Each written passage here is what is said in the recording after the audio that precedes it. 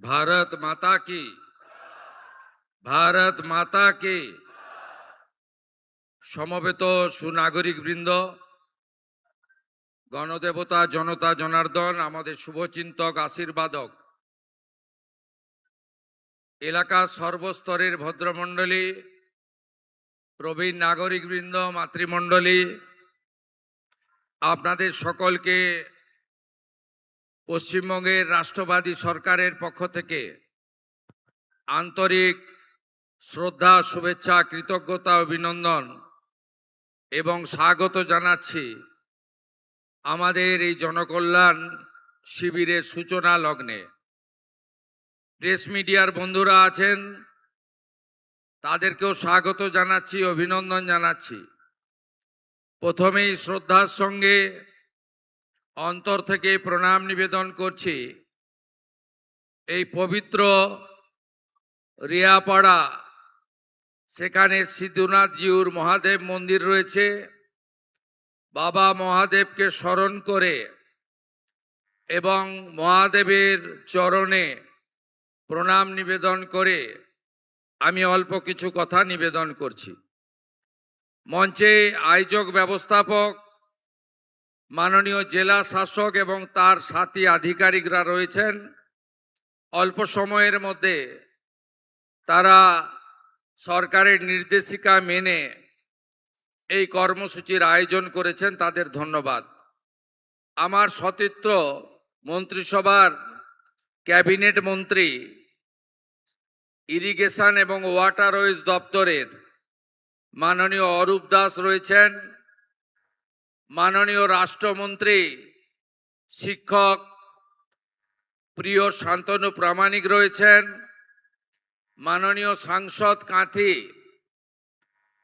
যিনি আমার অবর্তমানে নন্দীগ্রামে আপনাদের দেখাশোনার দায়িত্ব যাকে আমি দিয়েছি, সাংসদ সৌমেন্দু অধিকারী রয়েছেন। আমাদের এই কর্মসূচিতে মাননীয় বিধায়ক বৃন্দ আছেন, তার মধ্যে আমাদের রামনগরের বিধায়ক চন্দ্রশেখর মণ্ডল, এগরার বিধায়ক দিব্যেন্দু অধিকারী, আমাদের চণ্ডীপুরের বিধায়ক ডাক্তার পীযূষ কান্তি দাস, পটাশপুরের বিধায়ক মাননীয় তপন মাইতি এবং নন্দকুমারের বিধায়ক মাননীয় নির্মল খাড়া মহোদয়, তাদের ধন্যবাদ জানাই। আমার গণ আন্দোলনের সাথী মলয় সিনহা রয়েছেন। আমাদের মধ্যে রয়েছেন এই সমগ্র ব্যবস্থাপনা যাদের সহযোগিতায় হয়েছে, আমাদের মাননীয় মেঘনাথ পাল মহোদয়, মাননীয় প্রলয় পাল মহোদয়, মাননীয় অঞ্জন ভারতী মহোদয়। নন্দীগ্রাম 2 পঞ্চায়েত সমিতির সভানেত্রী আমাদের বর্ণালী বোন রয়েছেন। এই এলাকার 2 জেলা পরিষদ মেম্বার আমাদের মৌমিতা এবং অরূপ জানা, তারা দুজন রয়েছেন। এর বাইরেও আমাদের সমস্ত প্রধান এবং পঞ্চায়েত সমিতির কর্মাধ্যক্ষ এবং অনেক নেতৃত্ব রয়েছেন।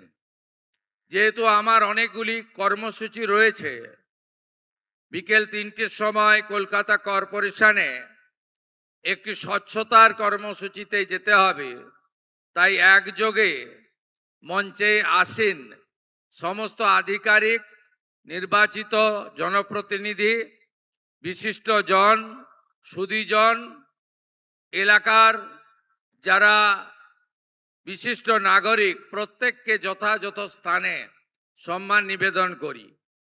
আপনারা জানেন যে দেশের যশস্বী প্রধানমন্ত্রী নরেন্দ্র মোদীজি সর্বাধিক কাল প্রধানমন্ত্রী থাকার রেকর্ড গড়েছেন। তিনি 12 বছর ধরে প্রধানমন্ত্রিত্ব করেছেন, এক ঐতিহাসিক রেকর্ড তিনি বানিয়েছেন।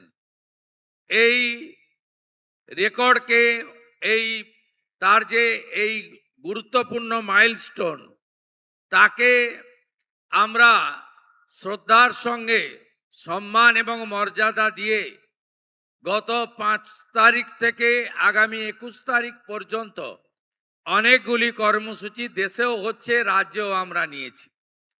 5 তারিখে বিশ্ব পরিবেশ দিবসে আমাদের মায়ের নামে একটি গাছ, এই কর্মসূচিতে আমরা এই রাজ্যে এই বর্ষে 1,10,00,000 নতুন গাছ লাগাবো এবং নতুন আমরা সেই গাছকে রক্ষণাবেক্ষণ করব, এই কর্মসূচি সূচনা করেছি। আমাদের দ্বিতীয় কর্মসূচি হিসেবে 15, 16, 17 আমাদের রাজ্যের আজকে প্রায় 1100-র কাছাকাছি স্থানে জনকল্যাণ শিবির হচ্ছে।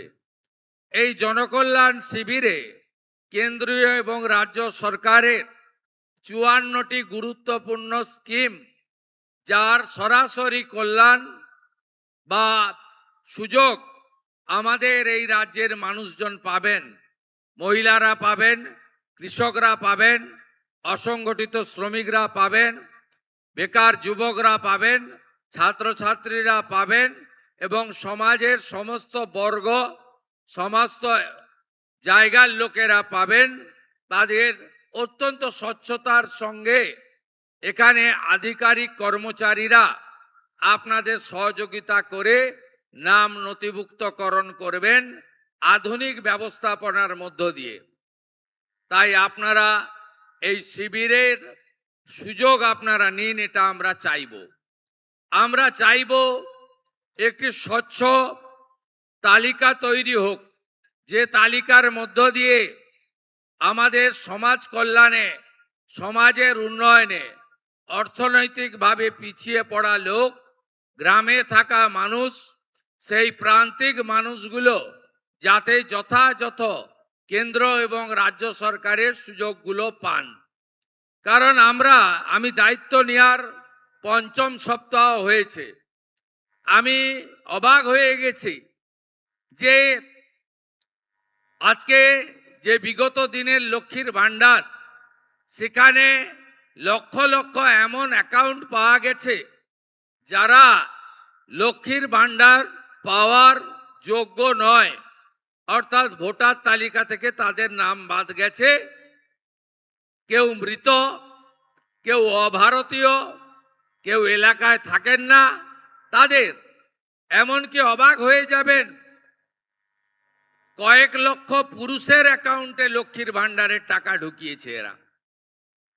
এটা সরকারি টাকা। প্রাপকদের কাছে, যোগ্য প্রাপকদের চিহ্নিত করে তাদের হাতে কর্মসূচি পৌঁছে দেওয়ার ইচ্ছাই যিনি নিজেকে প্রধানমন্ত্রী বলেন না, প্রধান সেবক বলেন নরেন্দ্র মোদীজির, আর তার অনুপ্রেরণায়, মার্গদর্শনে এই রাজ্যে যে ডবল ইঞ্জিন সরকার তৈরি হয়েছে, সেই সরকারও এই নীতিতে বিশ্বাস করে যে মানুষটির প্রকৃত প্রয়োজন তাকে পৌঁছে দেওয়ার দায়িত্বটা সরকারের। তাই আমরা আরো অবাক হয়ে যাবেন, যেখানেই আমরা হাত দিচ্ছি বিগত সরকারের দুর্নীতি, স্বেচ্ছাচারিতা এবং সরকারি টাকা কিভাবে এরা লুট করেছে, আপনি ভাবলেও অবাক হয়ে যাবেন। পুরুষদেরকে বিধবা ভাতা দিয়েছে। মুর্শিদাবাদ জেলার ডোমকলে একটি ব্লকে 3,500 ফেক অ্যাকাউন্ট বেরিয়েছে, যেখানে মাইনরিটি স্কলারশিপের টাকা ঢোকানো হয়েছে। তাই আমি আশা করব, জনগণ চান প্রকৃত মানুষের হাতে অর্থ আসুক, সামাজিক প্রকল্পের সুযোগ তারা পান।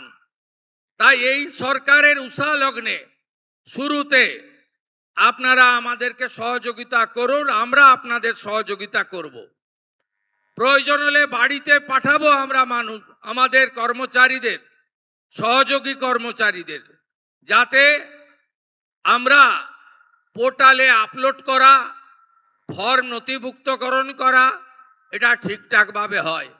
আপনারা সবাই রাষ্ট্রবাদী জনগণ, আপনারা চাইবেন না যে বাংলাদেশ থেকে আসা অবৈধ অনুপ্রবেশকারী তিনি অন্নপূর্ণা যোজনা পান, বার্ধক্য বিধবা ভাতা পান, আপনি চাইবেন না। কারণ এটার অধিকার কেবলমাত্র ভারতীয় নাগরিকদের রয়েছে। আপনি চাইবেন না যারা ভ্যাকসিনেশন করে না নিজের বাচ্চাদের, বলে ভ্যাকসিনেশন করলে নাকি জন্ম নিয়ন্ত্রণ হয়ে যায়, তারা কেন সরকারি সুযোগ সুবিধা পাবে? যারা সরকারি স্কুলে বাচ্চাদেরকে ভর্তি করেন না, সরকার অনুমোদিত স্কুলে বাচ্চাদের ভর্তি করেন না, যারা এমন জায়গায় বাচ্চাদেরকে ভর্তি করান যেখানে তাদেরকে এমন শিক্ষায় শিক্ষিত করা হয় যেখানে বন্দে মাতরম গাইতে বা জাতীয় সঙ্গীত গাইতে তাদের অসুবিধা হয়, তারা কেন সরকারি সুযোগ সুবিধা পাবে? তাই আমাদের যে ফর্ম, আমাদের যে ব্যবস্থা, তাতে আমরা একবারই চাইব, এবং এই স্বচ্ছতার সঙ্গে যে তালিকা হবে, এই তালিকাতে আপনাদের যা যা প্রয়োজন এই ডবল ইঞ্জিন সরকার তাই পৌঁছে দেবে। যেখানে দুর্নীতি থাকবে না, মধ্যস্বত্বভোগী থাকবে না, আপনারা প্রতারিত হবেন না, আপনারা একজন এই রাজ্যের নাগরিক হিসেবে আপনার অধিকার আপনি পাবেন। আমি আপনাদের এই কথাগুলো বললাম, সাথে সাথে আমাদের এই সরকারের 5 সপ্তাহের মধ্যে আমরা অনেক গুরুত্বপূর্ণ কাজ শুরু করেছি, সিদ্ধান্ত নিয়েছি।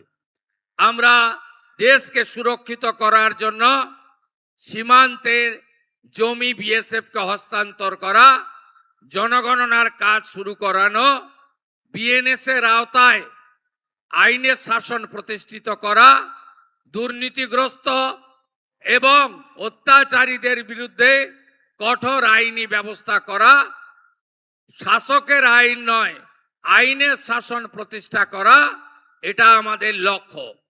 আমরা ইতিমধ্যে 100 দিনের কাজ, এটি শেষ মাস, আমরা শুরু করেছি। আমাদের ভারত সরকার এই মাসের 20 দিনের জন্য 700 কোটি টাকা দিয়েছেন। আগামী 1 জুলাই থেকে বিকশিত ভারত জি রামজি এই কর্মসূচিতে 100 দিন নয় 125 দিনের কাজ আপনারা পাবেন।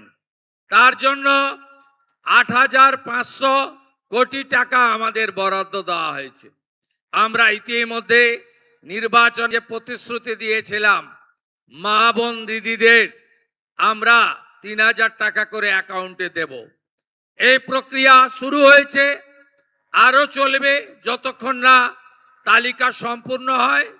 আজ সকালের হিসাব আপনাদের দিয়ে দিলাম, 79 লক্ষ আমাদের দিদি বোন মায়ের অ্যাকাউন্টে পশ্চিমবঙ্গ সরকার এখন অবধি 3,000 টাকা করে আপনাদেরকে অন্নপূর্ণা যোজনায় ট্রান্সফার করতে পেরেছে। শুধু তাই নয়, আগামী 20 জুলাইয়ের মধ্যে আবাস যোজনাতে সার্ভে হচ্ছে। আপনারা যারা এতদিন প্রধানমন্ত্রী আবাস যোজনা থেকে বঞ্চিত হয়েছেন, তারা প্রধানমন্ত্রী আবাস যোজনায় নাম নথিভুক্ত করতে পারবেন। স্বচ্ছতার সঙ্গে সার্ভে হবে, এবং আপনি যদি ওই সার্ভেতে বঞ্চিত মনে করেন তাহলে একটি টোল ফ্রি নাম্বার আমরা চালু করেছি, আপনার সরকার আপনার পাশে। সেখানে আপনারা ফোন করে সরাসরি আপনার অভিযোগ জানাতে পারবেন, আমরা যথাযথভাবে বিবেচনা করব। আমাদের অনেক পরিকল্পনা আছে, সেই পরিকল্পনা অনুযায়ী আমরা ধীরে ধীরে এগিয়ে নিয়ে যাব। আমাদের ইতিমধ্যে প্রধানমন্ত্রী গ্রাম সড়ক যোজনাতে আমরা অনেক রাস্তাকে চিহ্নিত করেছি। ভারত সরকার আমাদের 2400 কোটি টাকার অনুমোদন দিয়েছে, 1000 কোটি টাকা আমাদের ট্রান্সফার করেছে, এবং রাস্তাঘাটগুলিও আমরা আস্তে আস্তে সুন্দর করে দেওয়ার কাজ, গ্রামীণ রাস্তাগুলিকে পাকা করার কাজ, এবং যে রাস্তাঘাটগুলি ভেঙে গেছে রিপেয়ারিং করার কাজ আমরা করব। আমরা আপনাদের বাড়িতে পরিশ্রুত পানীয় জল পৌঁছে দেব। জল জীবন মিশনে আমরা 39,000 কোটি টাকা কেন্দ্রীয় সরকারের সঙ্গে চুক্তি করেছি, এবং দীর্ঘদিন ধরে নন্দীগ্রামবাসীর যে জলের পাইপগুলো পড়েছিল, আমি এখানকার এমএলএ ছিলাম বলে রাজনৈতিক কারণে, প্রতিহিংসার কারণে সে কাজও আমরা শুরু করেছি। আপনারা পরিশ্রুত পানীয় জল পাবেন। আমরা সব সেক্টরে, সব এলাকায় কাজ করছি। আমরা আয়ুষ্মান মন্দির এবং স্বাস্থ্য ব্যবস্থায় আমরা গুরুত্বপূর্ণ সিদ্ধান্ত নিয়েছি।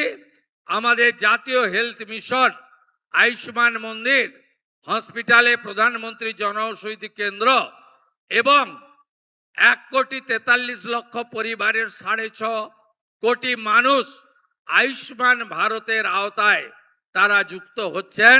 আগামী জুলাই মাস থেকে কার্ড পাবেন এবং যে কার্ডে আপনি 5 লক্ষ টাকা পর্যন্ত বিনা পয়সায়, বিনা খরচে চিকিৎসা পাবেন। শুধু আপনি নন, আপনার বাড়ির যে লোকটি পেটের টানে বাইরের রাজ্যে চলে গেছে, সেও মহারাষ্ট্রে, অন্ধ্রপ্রদেশে বসে আয়ুষ্মান ভারতের কার্ডের সুযোগ সুবিধা পাবেন। এইভাবে রেশনের ক্ষেত্রে, কৃষি ক্ষেত্রে আমরা অনেক সিদ্ধান্ত নিয়েছি, যার কার্যকর আপনারা দেখতে পাবেন। আগামী 22 তারিখে আমাদের রাজ্য বাজেট রয়েছে, সেখানেও জনকল্যাণে অনেকগুলি উল্লেখযোগ্য সিদ্ধান্ত আমরা নেব। রাজ্য সরকার কর্মসংস্থানের ক্ষেত্রে ত্রিমুখী নীতি নিয়ে চলবে। সরকারি কর্মসংস্থানের ক্ষেত্রে আমরা স্বচ্ছতার সঙ্গে চলব। সুপারিশে এবং খাতা বদল করে এই যে চাকরির দুর্নীতি হয়েছে, এটা অতীত হিসাবে ভেবে নেন। আমাদের আগামী দিনে যারা চাকরির পরীক্ষায় বসবেন, তারা কত নাম্বার লিখলেন তার কপিও বাড়িতে নিয়ে আসতে পারবেন, OMR এর কার্বন কপি। আগে মৌখিক পরীক্ষায় বেশি নম্বর ছিল, আমরা মৌখিকের নাম্বারও কমিয়ে দেব, একাডেমিকের নাম্বারও বিবেচনায় আনব এবং আজকে SC ST, প্রকৃত OBC এবং EWS বা দিব্যাঙ্গ যারা বঞ্চিত হয়েছেন আগের সরকারের আমলে, আমরা 100% রোস্টার মেনে তফসিলি জাতি, উপজাতি, আমাদের প্রকৃত OBC, দিব্যাঙ্গজন এবং অর্থনৈতিকভাবে উইকার যারা EWS, তাদের সংরক্ষণ যথাযথভাবে দেব কর্মসংস্থানের ক্ষেত্রে। শুধু সরকারি চাকরিতে কর্মসংস্থান সকলকে সম্পূর্ণ করা যায় না।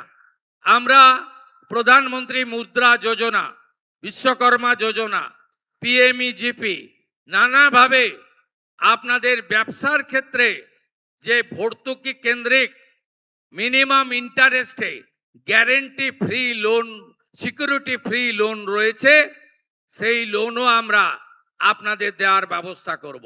ইতিমধ্যে 3 লাখপতি দিদি হয়েছে। আমাদের লক্ষ্য এই বছর অন্তত 10 লক্ষ মহিলাকে আমরা SHG গ্রুপের মাধ্যমে লাখপতি দিদি বানাবো। এই সংখ্যা আগামী দিনে আরো বাড়বে। তৃতীয় হলো শিল্পায়নের জোয়ার। এই রাজ্যে জমি নীতি এবং সিঙ্গেল উইন্ডো সিস্টেম এবং ইন্ডাস্ট্রির ইনসেন্টিভিয়াস ইত্যাদি চালু করে আমাদের ইন্ডাস্ট্রি পলিসি আনছে, যেখানে আমরা এই রাজ্যে আরো বেশি করে শিল্পায়নের মাধ্যমে কর্মসংস্থান আপনাদের হাতে তুলে দেব। আমরা এই রাজ্যের মঠ মন্দিরগুলোকে সাজাতে চাই। আমরা আমাদের এই যে ধর্মীয় তীর্থক্ষেত্রগুলি রয়েছে, তাকে সাজানোরও বড় পরিকল্পনা আপনারা আগামী দিনে দেখতে পাবেন। এবং আমাদের রাজ্যের গুরুত্বপূর্ণ জায়গাগুলি, কোচবিহারের মদন মোহনজিউর মন্দির, জলপাইগুড়ির জলপেশ মন্দির, আমাদের মতুয়া ধাম ঠাকুরনগর থেকে শুরু করে তারাপীঠ, তারকেশ্বর, কালীঘাট, দক্ষিণেশ্বর সহ মা বর্গভীমা সহ আমাদের যত ধর্মীয় স্থান আছে তাকে আমরা নতুন করে সাজাবো। আপনারা জানেন দীঘাতে বিগত সরকার খাতায় কলমে একটি কালচারাল সেন্টার করেছিল। সেই কালচারাল সেন্টারে আমাদের সনাতন সংস্কৃতিতে 4 ধাম আছে, যার মধ্যে পুরী ধাম অন্যতম। ধাম শব্দকে আমরা সরিয়ে দিয়েছি। আমরা ওটার যে প্রকৃত নাম অর্থাৎ শ্রী শ্রী জগন্নাথ কালচারাল সেন্টার, ওই নামে সেটাকে আমরা স্বীকৃতি দিয়েছি।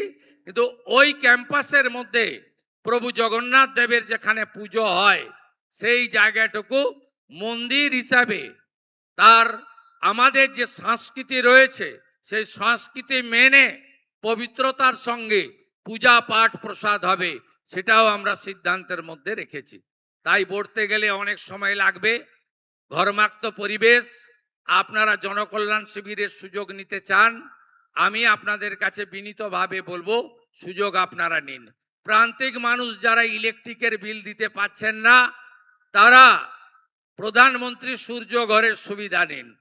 100 ইউনিটে 30,000 টাকা, 200 ইউনিটে 60,000 টাকা, 300 ইউনিট সৌর প্ল্যানে 78,000 টাকা ভারত সরকার আমাদের মাধ্যমে আপনাকে দেবে। সোলার প্লেট লাগান, ইলেকট্রিকের বিল আর আপনার কাছে আসবে না। তাই বহুমুখী উন্নয়নের যে সুযোগ কেন্দ্র রাজ্য মিলিয়ে এই জনকল্যাণ শিবির থেকে আমরা দিলাম, এটা আপনারা গ্রহণ করে আগামী দিনে একটি সুন্দর বাংলা, সোনার বাংলা, উন্নয়নের বাংলা, বিকাশের বাংলা, প্রগতির বাংলা তৈরি করবেন এই বিশ্বাস রাখি। নন্দীগ্রাম কেন্দ্রিক একাধিক উন্নয়নের কাজ আমরা নিচ্ছি।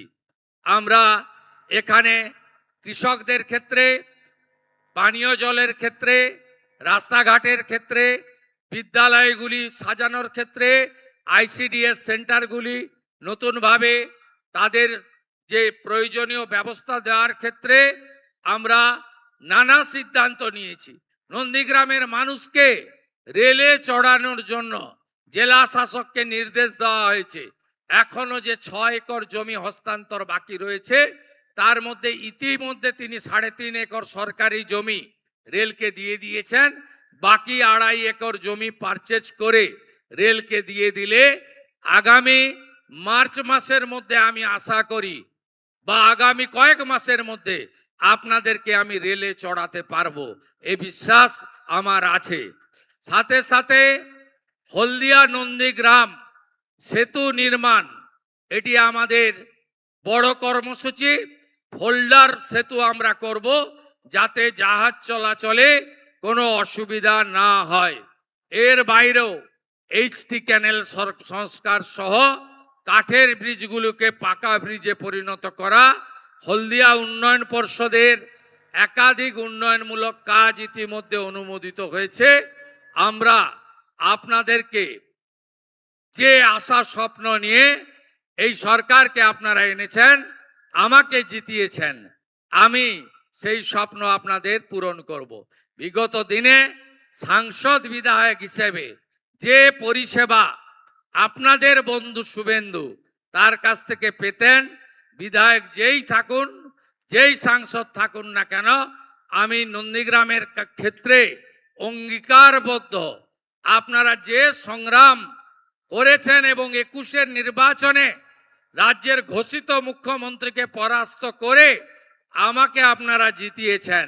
প্রচুর মিথ্যা মামলা হয়েছে, এখানে এসপি আছেন, আমি বলবো এই মিথ্যা মামলায় যারা হয়রানি হচ্ছেন তাদের নিষ্কৃতি দেওয়ার দায়িত্ব আপনার দায়িত্ব। যাতে এখানে শুধুমাত্র আমার সাথী থাকার কারণে আপনারা কাকে জেল খাটাননি, কার বিরুদ্ধে মামলা করেননি। মঞ্চে যারা বসে আছেন 5 মাস, 7 মাস, 8 মাস করে মিথ্যে মামলাতে জেলে খাটিয়েছেন। আপনারা ভেবেছেন যে আমি ভুলে গেছি, ভুলিনি। আমি ভুলিনি। প্রত্যেকটা জিনিসের আমি আপনাদের বলবো सबका साथ सबका विकास तो होगा, सबका हिसाब भी होगा। আপনারা নিশ্চিন্ত থাকুন। ইতিমধ্যে কিছু ছবি আপনারা দেখতে পাচ্ছেন, বাকিটা দেখবেন। শুধু একটাই অনুরোধ করব, আপনারা আমার উপর, আমার দলের উপর ভরসা রেখেছেন, সরকারের উপরও ভরসা রাখুন। কেউ হাতে আইন তুলে নেবেন না। ভারতীয় ন্যায় সংহিতাতে গুন্ডা, খুনি, ধর্ষক তোলাবাজ সিন্ডিকেট কাটমানি যারা করেছে, যারা মিথ্যা মামলা করেছে, তাদেরকে আইনের মধ্যে শিক্ষা দেওয়ার ব্যবস্থা আপনাদের পুলিশ মন্ত্রী তথা মুখ্যমন্ত্রী শুভেন্দু অধিকারী করে দেখাবে। আবার সবাই ভালো থাকবেন, আবার দেখা হবে। এবং আমি আপনাদের পুনরায় আশীর্বাদ চেয়ে নিয়ে আমি যে গুরুত্বপূর্ণ দিনে আপনাদের মধ্যে আসি, আমি চেষ্টা করব সেই দিনগুলো মেনটেন করার। আমি প্রতি বছর শিবরাত্রিতে এখানে বাবার কাছে আসি, সিদ্ধনাথ জিউর কাছে জল ঢালতে, দুধ ঢালতে। আমি আবার আসব। সবাই খুব ভালো থাকবেন। আপনারা জনকল্যাণ শিবির সফল করুন, জনকল্যাণ শিবিরের সুযোগ গ্রহণ করুন। সবাই খুব ভালো থাকবেন। ভারত মাতা কি বন্দে বন্দে বন্দে।